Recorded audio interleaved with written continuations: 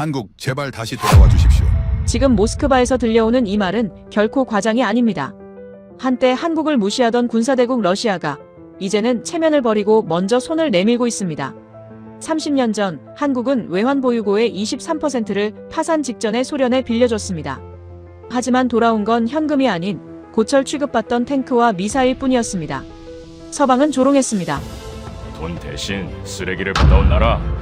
그런데 지금 상황이 완전히 뒤집혔습니다.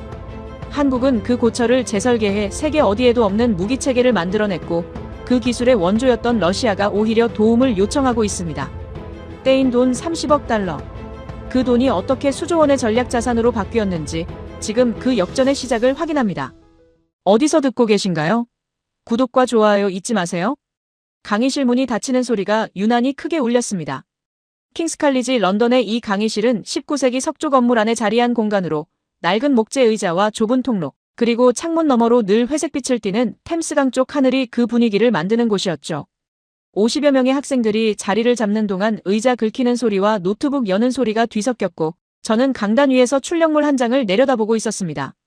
숫자들이 빽빽하게 들어찬 그 종이는 제가 30년 동안 방산을 연구하면서 단 한 번도 마주친 적 없는 케이스를 담고 있었습니다. 이것을 어떻게 설명해야 하는가, 그 고민이 강단에 오르기 직전까지 머릿속을 붙들고 있었죠. 안녕하세요. 저는 리처드 해밀턴입니다. 킹스칼리지 런던 전쟁학과 석좌 교수이며 나토 방산기술자문위원을 20년 넘게 역임했습니다.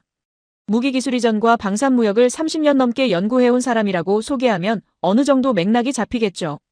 오늘 강의는 그 30년 경력 전체를 통틀어 가장 특이한 케이스를 다룰 겁니다. 어떤 교과서에도 실린 적 없는 이야기였습니다. 저는 칠판에 아무것도 쓰지 않았습니다. 스크린에는 국가명도, 지도도, 숫자도 올리지 않았죠. 학생들이 의아한 눈빛으로 서로를 바라보는 게 강단 위에서도 충분히 느껴졌습니다. 그 침묵을 저는 일부러 끊지 않았습니다. 처음부터 나라 이름을 밝히면 사람들은 선입견을 갖게 됩니다. 이미 알고 있다고 착각한 채로 이야기를 듣기 시작하는 거죠. 오늘은 그렇게 하고 싶지 않았습니다. 오늘은 조건으로 시작하겠습니다. 첫째, 이 나라는 냉전 시대에 완벽하게 고립된 분단국이었습니다. 사회주의 진영과는 외교 관계가 전무했고 서방 세계는 이 나라를 미국 동맹의 하위 파트너 정도로만 인식했죠. 둘째, 자체 방산 기술이 전혀 없었습니다. 동맹국으로부터 받은 무기조차 내부를 열어볼 수 없었는데 이른바 블랙박스 정책이라고 부르는 방식이었습니다. 무기는 밭되 구조는 알지 말라는 거였죠. 셋째, 이 나라는 국제 원조를 받던 나라였습니다. 외부 지원이 없으면 국가 재정을 온전히 유지하기 어려운 수준이었습니다. 여기까지만 들으면 세계 방산 4위 국가의 조건과 전혀 어울리지 않습니다. 강의실 분위기가 그걸 정확하게 반영하고 있었죠. 학생 몇 명은 고개를 갸웃했고 일부는 이미 머릿속에서 후보 국가를 추리기 시작하는 표정이었습니다. 저는 계속했습니다. 넷째, 이 나라는 적에게 기술을 받아 세계 방산 4위 국가가 됐습니다. 다섯째, 그 적이 현재 이 나라에 매달리고 있습니다. 강의실 안 공기가 달라졌습니다. 소리가 사라지는 방식이 보통의 침묵과 달랐죠. 긴장이 아니라 집중이었습니다. 그 둘의 차이는 많은 사람이 함께 있는 공간에서 분명하게 감지됩니다. 집중은 방향이 있고 긴장은 방향이 없습니다. 50명의 시선이 한 곳을 향하는 순간 강의실 전체의 무게가 달라지는 것과 같은 이치였죠. 앞줄에 앉아있던 소피 클라센이 손을 들었습니다. 독일 연방군 방산 프로그램 장학생으로 이번 학기에 합류한 학생이었는데 유럽 방산의 전통에 대한 자부심이 강했고 제 강의에서 항상 첫 번째로 반박 질문을 제기하는 타입이었습니다. 그날도 예외가 없었죠. 소피는 미국 아닌가요? 라고 물었습니다. 미국이 냉전 시대에 세계 방산을 주도했고 소련이 무너진 뒤 단독 패권을 가졌으니 가장 먼저 떠오른 건 당연한 반응이었습니다. 저는 잠시 멈췄습니다. 예상한 반응이었지만 가볍게 넘길 수는 없었죠. 미국은 적에게 기술을 받은 적이 없습니다. 나토 자문위원으로 20년을 일하면서 미국 방산 시스템을 어느 나라보다 가까이에서 봤습니다. 미국은 항상 기술을 주는 쪽이었습니다. 받는 쪽이 된 적은 없었죠. 소피의 눈썹이 살짝 올라갔습니다. 반박을 준비하려다 잠시 멈추는 표정이었습니다. 방산에서 미국 중심 논리가 흔들리는 순간 사람들은 어디서부터 다시 생각해야 할지 몰라 잠깐 멈추게 됩니다. 소피가 딱 그 상태였죠.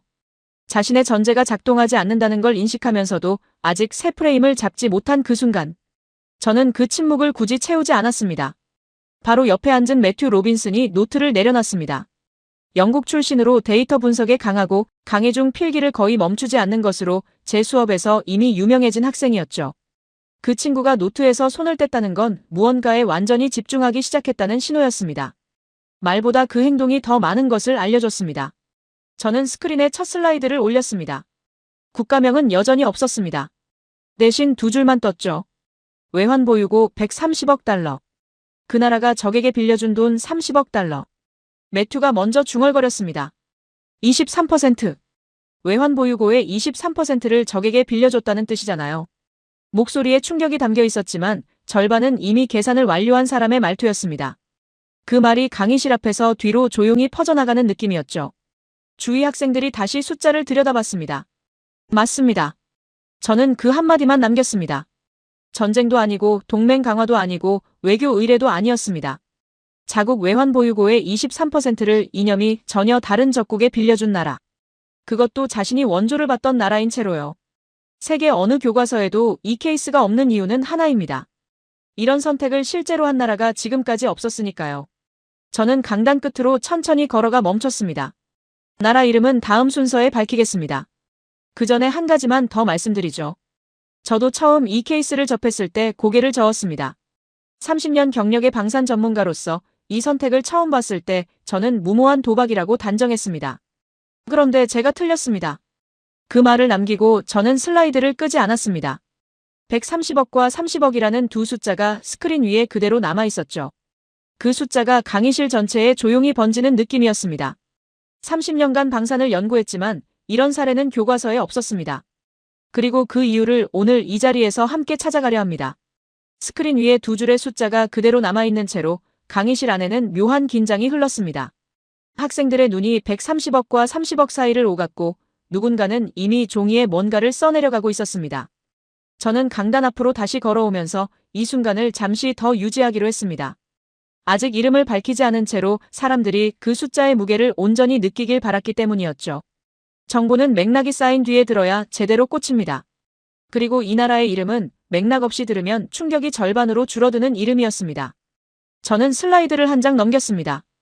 이 나라는 대한민국입니다. 강의실 안에서 반응이 엇갈렸습니다. 뒤쪽에서 낮은 감탄사가 흘러나왔고 앞줄 몇몇은 표정이 굳었습니다. 소피 클라세는 잠시 말을 잃은 것처럼 보였죠. 예상한 반응이었습니다. 한국이라는 이름을 들으면 사람들은 두 가지 중 하나를 떠올립니다. 삼성이나 현대 같은 기업들, 혹은 북한과 대치하는 분단국.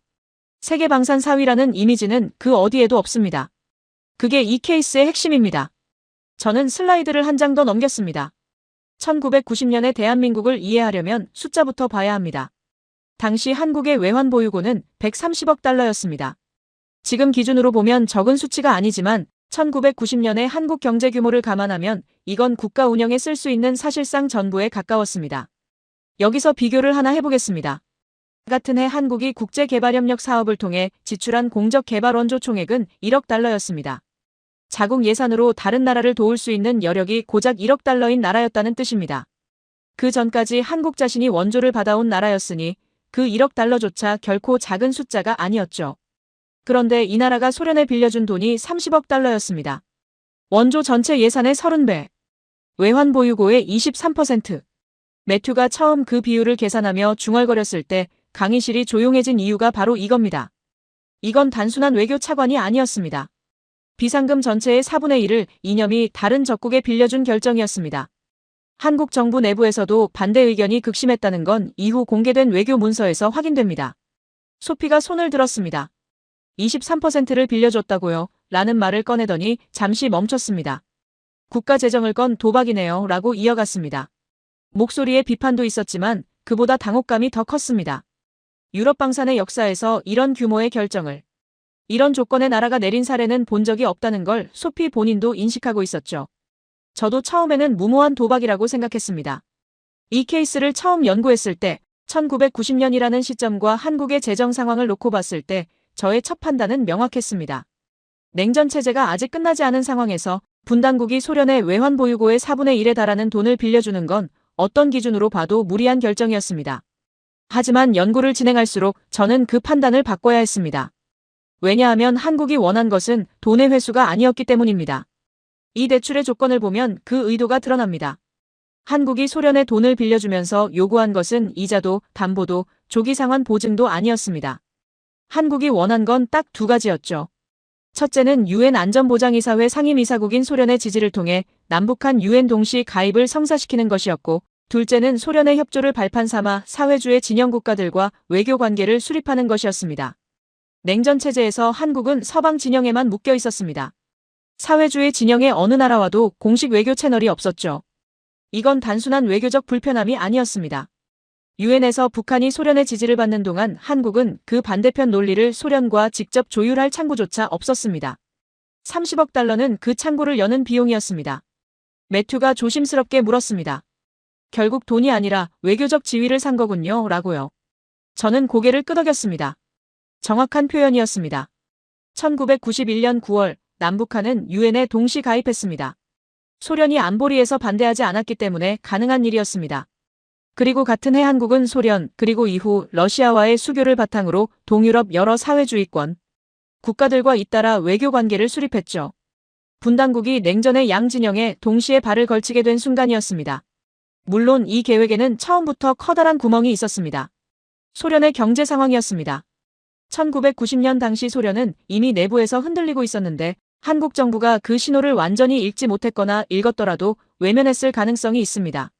30억 달러를 빌려줄 당시 소련의 상환 능력은 사실상 불투명한 상태였죠. 아니, 솔직히 말하면 불투명이 아니라 위험했습니다. 소피가 다시 물었습니다. 그러면 결국 그 돈은 어떻게 됐나요? 라고요. 표정에서 이미 답을 예상하고 있다는 게 느껴졌습니다.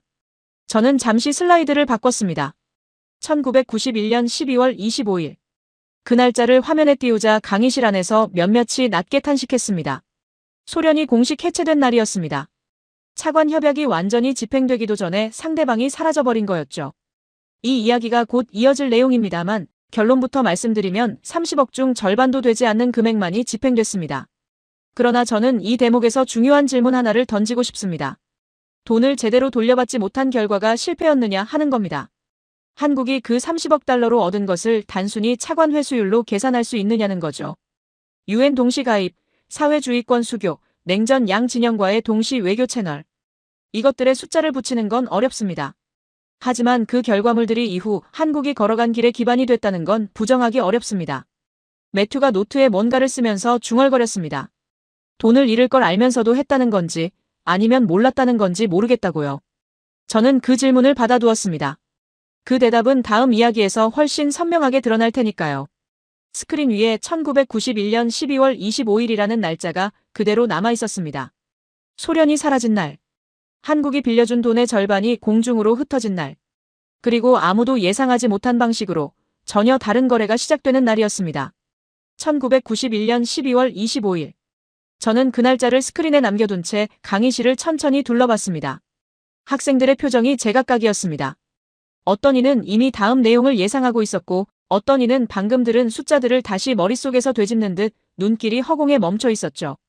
저는 그 분위기를 흐트리지 않으면서 천천히 말을 이었습니다. 소련이 해체됐다는 소식이 전 세계에 전해지던 날 서울의 어느 외교부 관료는 서류 한 묶음을 앞에 두고 오랫동안 자리를 지켰다는 기록이 남아 있습니다. 차관 계약서였습니다. 30억 달러를 소련에 빌려주기로 한 문서였죠. 상대방이 사라졌습니다. 계약 당사자가 지도 위에서 지워진 것이었습니다. 물론 법적으로는 러시아가 소련의 채무를 승계했습니다. 그러나 숫자가 그 약속의 한계를 말해줬습니다. 30억 달러 차관 중 소련 해체 전까지 실제로 집행된 금액은 14억 7천만 달러에 불과했습니다. 나머지 절반 이상은 집행 자체가 이루어지지 못한 채 계약만 남아 있었죠. 돈을 빌려줬는데 상대방이 받지도 못하고 사라진 상황이었습니다. 그리고 그 돈을 돌려받아야 하는 나라는 소련의 껍데기를 이어받은 러시아였습니다. 러시아의 1992년을 보면 그 상황이 얼마나 불가능한 이야기였는지가 드러납니다. 그해 러시아의 물가 상승률은 2500%였습니다. 2.5%가 아닙니다. 2500%입니다. 연초에 빵 한 덩어리가 1루블이었다면 연말에는 같은 빵이 25루블이 됐다는 뜻이었죠. 화폐 가치가 문자 그대로 붕괴한 상태였습니다. 시장에서 돈을 받지 않으려는 상인들이 생겨났고 달러나 물물 교환이 일상적인 거래 수단이 되는 장면이 모스크바 거리 곳곳에서 벌어졌습니다. 이런 나라가 외국에 빌린 수십억 달러를 상환할 수 있는 방법은 없었습니다. 그리고 1998년 러시아는 결국 국가 모라토리움을 선언했습니다. 채무 상환을 일시적으로 중단하겠다는 공식 선언이었습니다. 한국이 받아야 할 돈의 상당 부분은 그 선언과 함께 사실상 회수 불능 상태로 분류됐습니다. 저는 그 시점을 기준으로 한국의 상황을 정리해봤습니다. 빌려준 돈은 절반도 돌아오지 않았습니다. 그나마 집행된 금액조차 상환이 막혔습니다. 그렇다면 한국이 대신 얻은 것은 무엇이었느냐는 질문이 자연스럽게 따라옵니다. 소피가 손을 들었습니다. 당혹감이 아니라 날카로운 판단을 준비하는 표정이었죠. 소피는 결국 돈도 날리고 기술도 없고 위험만 커진 거잖아요 라고 말했습니다.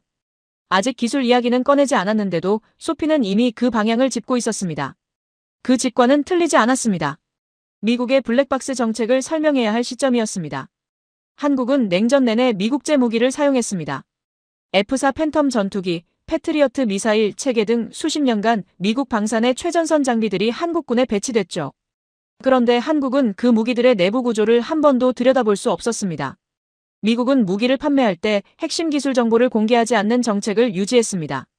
분해하면 안 됩니다. 내부를 열면 안 됩니다. 이상이 생기면 미국 기술자를 불러야 합니다.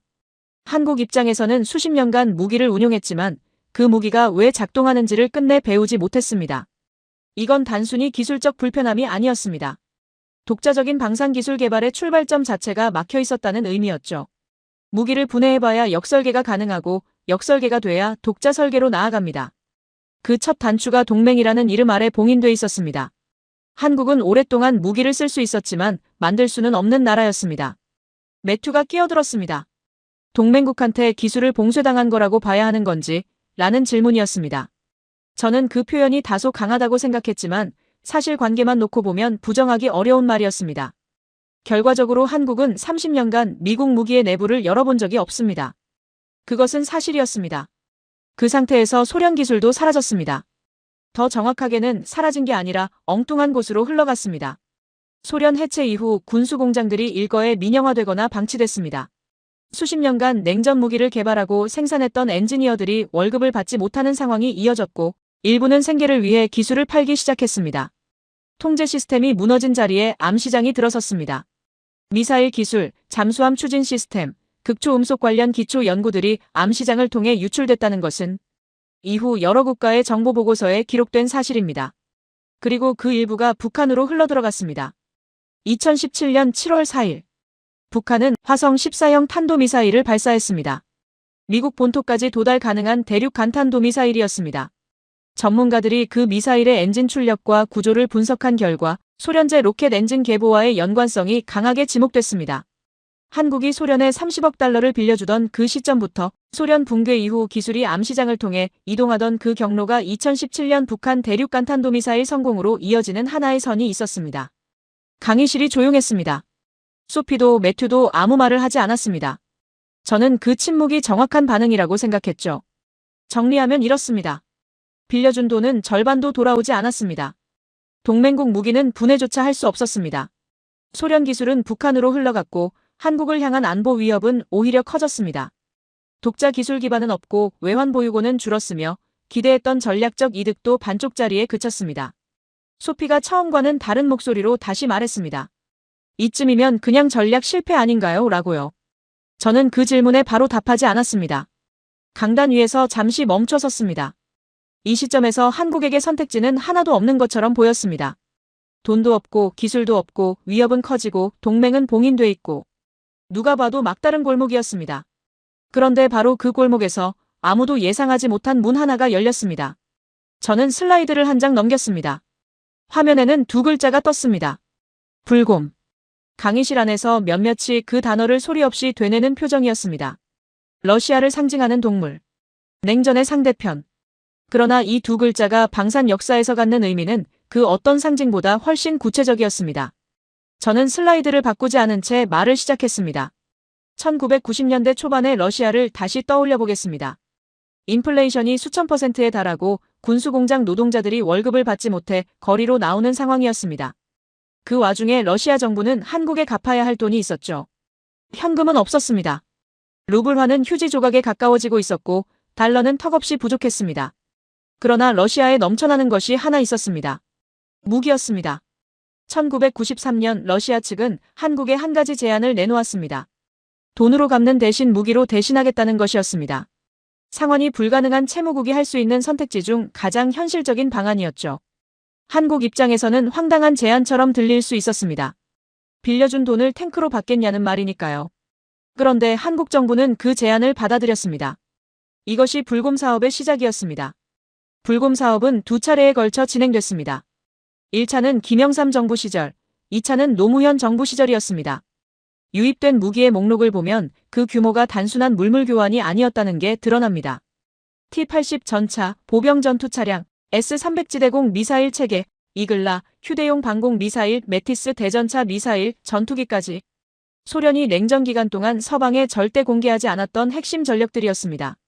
그런데 여기서 결정적인 차이가 있었습니다.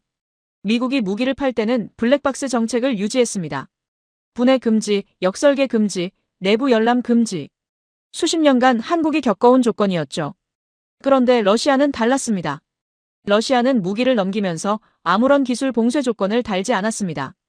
경제적으로 무너지고 있는 나라가 복잡한 라이선스 조건을 협상할 여력이 없었던 것도 있었고, 채무 상환이라는 성격상 을의 입장이었던 것도 있었습니다. 이유가 무엇이든 결과는 하나였습니다. 한국은 소련제 무기를 받아 열어볼 수 있었습니다. 국방과학연구소가 움직이기 시작했습니다. 연구소 엔지니어들은 넘겨받은 무기를 전면 분해했습니다. T-80 전차의 장갑구조, S-300의 탐지 및 요격 알고리즘, 이글라의 적외선 유도 방식, 메티스의 반능동 레이저 유도 체계. 냉전 기간 내내 서방이 존재만 알았지 내부를 본 적 없는 것들이었습니다. 한국 엔지니어들은 그것을 분해하고 측정하고 도면을 그렸습니다. 역설계가 시작된 것이었습니다. 매튜가 손을 들었습니다. 표정이 진지했습니다. 그러면 미국 무기를 운용하면서 쌓은 경험에 러시아 무기의 역설계를 더한 거잖아요. 라는 말이었습니다. 저는 잠시 멈췄습니다. 매튜가 그 구조를 정확하게 짚었기 때문이었죠. 이건 복제가 아니라 융합이잖아요. 라는 말이 이어졌습니다. 맞습니다. 그리고 그 융합이 어디로 이어졌는지를 보면 이 사업의 진짜 의미가 보입니다. 천궁이 한국이 독자 개발한 중거리 지대공 미사일 체계입니다. 이 미사일의 설계 기반을 분석하면 S-300의 구조적 영향이 분명히 드러납니다. 그런데 운용 개념과 전자체계에는 수십 년간 패트리어트를 운용하면서 축적한 경험이 녹아 있습니다. 2023년 아랍에미리트 실전 요격 테스트에서 천궁이의 요격 성공률은 96%였습니다. 이 숫자가 무엇을 의미하는지는 방산 관계자라면 누구나 압니다. 실전 환경에서 96%는 숫자가 아니라 신뢰입니다. 신궁은 이글라를 분해한 결과물이었습니다. 이글라의 적외선 유도 방식을 완전히 해체하고 재설계한 한국형 휴대용 방공 미사일이었죠. 현궁은 메티스의 대전차 유도 원리를 흡수해 만든 한국형 대전차 미사일이었습니다. 그리고 K2 전차는 T-80의 장갑 구조와 엔진 개념을 분석한 위에 독자 설계를 얹은 결과물이었습니다. 목록을 나열하면 마치 간단해 보이지만 이것은 한 나라의 방산 생태계가 거의 없는 상태에서 출발해 세계 수준의 무기 체계를 독자적으로 설계할 수 있는 나라로 전환된 과정이었습니다. 소피가 조용히 물었습니다. 그러면 S-300을 분해한 나라가 한국 말고도 있나요? 라는 질문이었습니다. 저는 고개를 저었습니다. S-300을 블랙박스 없이 넘겨받은 나라는 없습니다. 소련 붕괴 이후 일부 구성품이 유출된 사례는 있지만 체계 전체를 공식적으로 이전받아 분해 역설계까지 수행한 나라는 기록상 존재하지 않습니다. 소피의 반박이 약해지는 게 느껴졌습니다. 유럽 방산의 전통에 자부심이 강한 학생이었는데 이 대목에서는 더 이상 반론을 준비하는 표정이 아니었죠. 대신 조용히 노트를 들여다보고 있었습니다. 나토에서 30년간 자문했지만 냉전 양 진영의 기술을 모두 가진 나라는 본 적이 없었습니다. 이것이 핵심입니다. 세계 방산은 크게 두 계보로 나뉩니다. 미국 중심의 서방 체계와 소련 중심의 동방 체계. 이 두 계보는 냉전 내내 서로를 분석하려 했지만 실물에 접근하지 못했습니다. 그런데 한국은 서방 체계를 수십 년간 운용했고 동방 체계를 분해했습니다. 두 줄기가 한 나라의 연구소 안에서 만난 것이었죠. 이런 경우는 인류 방산 역사에서 한국이 유일합니다. 매튜가 말했습니다. 돈을 잃은 결과가 기술 독립이었다는 건데 이걸 실패라고 부를 수 있는지 모르겠다고요. 저는 그 말을 반박하지 않았습니다. 적어도 기술이라는 측면에서만 보면 불곰 사업은 한국이 치른 비용보다 훨씬 큰 것을 돌려준 거래였습억 달러를 빌려줬다가 절반을 날렸습니다. 그러나 그 절반의 대가로 받은 것이 세계 어느 나라도 갖지 못한 기술 융합 구조였습니다. 저는 잠시 강의실을 둘러봤습니다. 그리고 한 가지를 덧붙였습니다. 그런데 기술은 이야기의 절반에 불과합니다. 나머지 절반은 지금 러시아에서 벌어지고 있는 일입니다. 저는 슬라이드를 완전히 껐습니다. 강의실이 잠시 어두워졌다가 다시 밝아졌습니다. 분위기를 의도적으로 바꾸기 위한 행동이었죠. 지금까지는 과거를 봤습니다. 차관이 어떻게 무기가 됐는지, 무기가 어떻게 기술이 됐는지, 그리고 그 기술이 왜 세계에 단 하나뿐인 방산 구조를 만들어냈는지를요. 그 이야기는 이쯤에서 멈추겠습니다. 이 이야기의 나머지 절반은 과거가 아니라 지금 러시아에서 벌어지고 있는 일에 있습니다. 저는 새 슬라이드를 올렸습니다. 거기에는 질문 하나만 적혀 있었습니다. 왜 러시아가 지금 한국에 매달리는가? 강의실이 다시 조용해졌습니다. 매튜가 노트를 새 페이지로 넘겼고 소피는 팔짱을 풀고 앞으로 몸을 기울였습니다. 저는 본격적인 이야기를 꺼내기 전에 한 가지를 먼저 짚었습니다. 전쟁이 시작된 뒤 서방의 많은 분석가들이 러시아 경제는 빠르게 붕괴할 것이라고 예측했습니다. 제재, 에너지 수출 차단, 스위프트 금융망 퇴출, 달러 결제 시스템 차단. 논리적으로는 완벽해 보이는 압박이었습니다. 저도 그 예측을 지지하는 쪽이었습니다. 나토 자문위원 시절 익힌 경제 제재의 논리를 그대로 적용하면 러시아가 버티는 건 쉽지 않아 보였으니까요. 그런데 러시아는 무너지지 않았습니다. 적어도 예상했던 속도로는요. 저는 이 부분에서 제 판단이 틀렸다는 걸 인정해야 했습니다. 왜 그랬을까요? 이 질문에 제대로 답하려면 에너지 시장의 실제 구조부터 봐야 합니다. 유럽이 러시아 석유와 천연가스 수입을 차단했을 때 러시아는 수요처를 바꿨습니다. 중국과 인도가 그 자리를 빠르게 채웠습니다. 할인율을 적용한 가격이었지만 물량은 유지됐고 에너지 수입으로 들어오는 외화의 총량은 서방이 기대한 것보다 훨씬 덜 줄었습니다. 파이프라인 방향을 동쪽으로 돌리고 유조선 항로를 재편하는데 시간이 걸렸지만 러시아는 그것을 해냈습니다. 제재의 실질적 충격이 재정에 반영되는 속도가 예상보다 느렸다는 뜻이죠. 그리고 그 시간 동안 러시아 정부는 들어온 돈을 한 곳에 집중적으로 쏟아부었습니다. 국방비였습니다. 전쟁이 시작된 이후 러시아의 국방 예산 비중은 가파르게 상승했고 국가 예산의 3분의 1 이상이 군사 분야로 흘러들어갔습니다. 군수 공장들이 풀가동 체제에 들어갔죠. 전차 부품을 만들던 공장이 포탄을 찍어냈으며 평시에 가동률이 절반도 안 됐던 제조시설들이 24시간 쉬지 않고 돌아가기 시작했습니다. 그 공장들이 돌아가면서 일자리가 생겼습니다. 월급이 올랐습니다. 특히 시베리아나 우랄 산맥 너머의 오지 지역 노동자들에게 군수공장 일자리는 생애 처음으로 안정적이고 넉넉한 소득을 가져다주는 것이었죠. 이 지역에서는 대도시와 달리 일자리 자체를 구하는 것이 쉽지 않았으니까요. 모스크바는 그들에게 다른 나라였습니다. 지방은 오랫동안 버려진 느낌을 받아온 곳이었습니다. 그런 곳에 갑자기 공장이 풀가동되고 임금이 오르기 시작했습니다. 계약병 제도가 그 흐름을 더욱 가속시켰습니다. 러시아군에 자원 입대하는 계약병에게는 입대와 동시에 사이닝 보너스로 우리 돈 약 4천만 원에 해당하는 금액이 지급됐습니다. 그리고 1년 복무 기간 동안 받는 총 급여는 약 9,500만 원 수준이었습니다. 러시아 지방 도시의 물가 기준으로 환산하면 오지 지역 아파트 한 채를 살 수 있는 돈입니다. 평생을 모아도 자가 마련이 어려웠던 지방 청년들에게 군에 1년 복무하면 집을 살 수 있다는 얘기였죠. 본인만의 결정이 아니었습니다. 가족들이 권유했고 마을에서는 자랑스러운 선택으로 받아들였습니다. 지원자가 몰렸습니다. 경제 기반이 약한 지방에서 계약병 지원은 청년들이 선택할 수 있는 가장 현실적인 경제적 도약이었습니다. 이 구조를 이해하면 지지율이 설명됩니다. 전쟁 중 푸틴의 지지율은 80%를 넘어섰고 전쟁 자체에 대한 지지율도 76%에 달했습니다.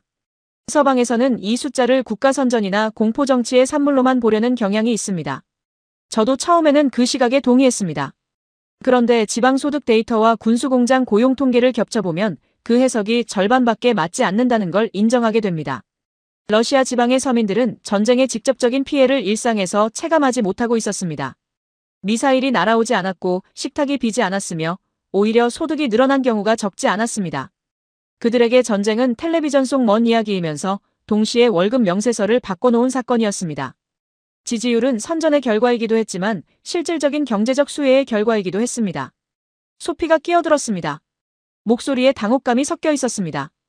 그러면 전쟁이 러시아 서민에게는 실질적인 경제 호황처럼 작동했다는 건가요? 라는 말이었습니다. 저는 단어를 고르면서 답했습니다. 단기적으로는 그렇게 보이는 구조였습니다. 그리고 바로 그 구조가 지금 흔들리기 시작하고 있다는 것이 이 이야기의 진짜 핵심이었죠. 겉으로 드러난 숫자만 보면 러시아는 버티는 것처럼 보입니다. 그러나 안쪽을 들여다보면 전혀 다른 그림이 나옵니다. 전쟁 초기 러시아의 국내 총생산 성장률은 4%대를 기록했습니다. 군수 생산이 경제 전체를 끌어올린 것처럼 보이는 수치였죠. 그런데 최근 수치는 0.6%대로 급락했습니다. 군수 외 민간 경제는 사실상 정체 상태에 들어갔고 소비재 공급이 수요를 따라가지 못하면서 물가가 빠르게 오르기 시작했습니다. 군수 공장이 돌아가는 동안 냉장고를 만드는 공장, 세탁기를 만드는 공장, 자동차 부품을 찍어내던 라인은 멈추거나 축소됐습니다. 사람들 손에 돈은 들어왔는데 그 돈으로 살 수 있는 것들이 오히려 줄어드는 구조가 만들어진 것이었습니다. 경제학적으로 보면 전형적인 군수 과잉 유동성이 소비재 시장으로 번지는 패턴이었습니다. 역사적으로 이 패턴이 지속 가능했던 적은 없습니다. 모스크바의 스타벅스 가격이 그 실체를 단적으로 보여줍니다. 서방 브랜드들이 철수한 뒤 러시아 자본이 인수해 운영하는 스타벅스 매장의 커피 한 잔 가격은 현재 한국 돈으로 환산하면 약 6,500원입니다. 서울 스타벅스가 4,700원인 것과 비교하면 평균 소득이 한국보다 현저히 낮은 나라에서 커피 한 잔이 오히려 더 비쌉니다. 물론 커피 한 잔 가격으로 국가 경제 전체를 판단하는 건 무리입니다. 하지만 이 숫자는 소비재 인플레이션의 속도와 방향을 보여주는 하나의 지표로서 의미가 있습니다. 사이닝 보너스를 받아 기뻐하던 계약병 가족이 그 돈으로 장을 보러 갔더니 예전과 같은 양을 살 수 없다는 걸 깨닫기 시작하는 순간. 그 순간이 오고 있었습니다. 러시아 서민들은 전쟁의 피해를 느끼지 못했습니다. 문제는 그게 끝나가고 있다는 겁니다. 매튜가 조용히 물었습니다. 경제가 이렇게 흔들리기 시작하면 결국 지지율도 따라 내려오는 건 아닌가요? 라고요. 그러면 푸틴에게도 정치적 압박이 생기는 거 아닌지 모르겠다는 말도 덧붙였습니다. 저는 그 질문을 받아들고 강희실을 잠시 바라봤습니다. 매튜가 짚은 그 지점이 정확히 이 이야기의 방향이었습니다. 지지율이 흔들리기 시작하는 지점, 소비재 공급이 수요를 따라가지 못하는 지점, 군수 호황의 효과가 희석되는 지점. 그 지점에서 러시아 정부가 절실하게 필요로 하는 것은 무엇이겠습니까? 탱크는 이미 충분합니다. 포탄 생산도 어느 수준까지는 자체적으로 가능합니다. 부족한 것은 국민의 일상을 채울 수 있는 소비재 제조업이고 전 세계가 인정하는 기술력이며 중국에만 종속되지 않아도 되는 믿을 수 있는 파트너입니다. 그 지점에서 한국이 등장합니다. 저는 그 말을 공중에 잠시 남겨뒀습니다. 강의실 안에 묵직한 침묵이 깔렸습니다. 소피는 처음으로 반박 질문을 준비하는 표정이 아니었습니다. 무언가를 기다리는 표정이었죠. 매튜는 노트에서 고개를 들어 스크린을 바라봤습니다. 이 이야기는 여기서 다시 한번 방향을 바꿉니다. 방향이 바뀐다는 말을 하고 저는 슬라이드를 한 장 넘겼습니다. 화면에는 세 줄이 떴습니다. 자동차 시장 점유율 1위, 스마트폰 시장 점유율 1위, 텔레비전 시장 9년 연속 1위. 옆에는 나라 이름 대신 물음표가 붙어 있었습니다. 매튜가 먼저 중얼거렸습니다. 세계 분야를 한 시장에서 동시에 1위를 하는 나라가 있다는 건가요? 라는 말이었죠. 저는 고개를 끄덕였습니다. 그것도 같은 시장에서 동시에 그리고 수십 년 동안. 이 기록이 어느 나라 이야기인지를 밝히기 전에 먼저 이것이 얼마나 이례적인 일인지를 설명해야 합니다. 자동차와 스마트폰과 텔레비전은 서로 완전히 다른 산업입니다. 제조 방식이 다르고 유통 구조가 다르며 소비자가 구매를 결정하는 기준도 전혀 다릅니다. 자동차는 내구성과 애프터 서비스에 대한 신뢰가 핵심이고 스마트폰은 기술과 디자인이 구매를 움직이며 텔레비전은 화질과 브랜드 인지도가 결정적으로 작용합니다. 이 세 분야에서 동시에 같은 나라가 1위를 차지하는 경우는 세계 어느 시장을 봐도 기록이 없습니다. 미국 시장에서도 없고 유럽 시장에서도 없으며 동남아 시장에서도 본 적이 없는 사례입니다. 나토 자문위원으로 수십 개국의 무역 데이터를 분석해왔지만 이런 동시 석권 사례는 처음이었습니다. 그런데 러시아에서는 있었습니다. 그리고 그 나라는 한국이었습니다. 전쟁 직전까지 러시아 자동차 시장에서 현대기아의 판매량은 전체 1위였습니다. 갤럭시 스마트폰은 러시아 스마트폰 시장을 선도하고 있었고 삼성 텔레비전은 무려 9년 연속으로 러시아 시장 점유율 1위를 지켰습니다. 이 숫자들이 어떻게 만들어졌는지를 이해하려면 1990년대 중반으로 거슬러 올라가야 합니다. 소련이 붕괴하고 러시아가 시장 경제로 전환하던 시기에 러시아 국민들은 처음으로 외국 브랜드를 자유롭게 선택할 수 있게 됐습니다. 그 시절은 러시아 소비자들에게 완전히 낯선 경험이었습니다. 소련 시절 내내 국가가 정해준 제품만 써온 사람들이 처음으로 선택이라는 것을 하게 된 순간이었으니까요. 그 첫 번째 선택의 시간에 한국 브랜드가 들어왔습니다. 삼성 텔레비전은 비쌌지만 품질로 신뢰를 얻었고 그 신뢰가 반복 구매로 이어졌습니다. 처음에는 돈을 모아 사는 사치품이었지만 시간이 지나면서 당연히 선택하는 기준이 됐습니다. 자동차도 마찬가지였습니다. 현대와 기아는 적당한 가격에 믿을 수 있는 내구성을 앞세워 러시아 중산층의 첫 번째 선택이 됐습니다. 한번 믿음을 준 브랜드는 세대를 넘어 이어졌습니다. 아버지가 쓰던 것을 아들이 쓰고 어머니가 고른 것을 딸이 따라 골랐습니다. 단순한 시장 점유율이 아니었습니다. 30년 동안 생활 속 깊이 쌓인 충성도였습니다. 그 충성도를 쌓기 위해 한국이 마케팅에 막대한 돈을 쏟아부은 것도 아니었습니다. 제품이 좋으니까 쓰고 익숙하니까 계속 쓴 것이었습니다. 그 조용한 반복이 30년 동안 쌓인 것이 바로 이 세 분야 동시 1위라는 기록이었습니다. 소피가 천천히 입을 열었습니다. 이번에는 반박이 아니었습니다. 목소리가 강해 처음과는 확연히 달랐습니다. 그러면 그 30년을 전쟁 때문에 잃은 건가요? 라는 질문이었습니다. 목소리에서 처음으로 한국을 걱정하는 기색이 느껴졌죠. 유럽 방산의 전통에 자부심이 강했던 소피가 이런 질문을 한다는 것 자체가 강의 처음과는 완전히 달라진 신호였습니다. 저는 잠시 멈췄습니다. 그 질문이 너무 정확했기 때문이었죠. 이렇습니다. 하지만 러시아가 되돌리고 싶어 하고 있습니다. 2022년 러시아의 우크라이나 침공이 시작되면서 서방 각국은 러시아 제재에 동참했습니다. 한국도 예외가 아니었습니다. 현대기아는 러시아 현지 생산 라인을 중단했고 삼성은 유통망에서 철수했습니다. 30년간 러시아 국민의 일상에 깊이 스며들어 있던 한국 브랜드들이 하루아침에 사라졌습니다. 러시아 국민 입장에서는 자신들이 선택한 게 아닌데 갑자기 없어진 것이었습니다. 전쟁은 러시아 정부가 일으킨 것이지만 그 결과로 사라진 브랜드는 수십 년간 일상을 함께한 것들이었습니다. 그 빈자리를 중국이 채웠습니다. 중국 자동차 브랜드들이 공격적인 가격과 빠른 공급망을 앞세워 러시아 시장에 밀고 들어왔고 중국산 스마트폰이 갤럭시가 빠진 매장을 채웠습니다. 결과는 빠르게 숫자로 나타났습니다. 현재 러시아 자동차 시장에서 중국차의 점유율은 55%에 달합니다.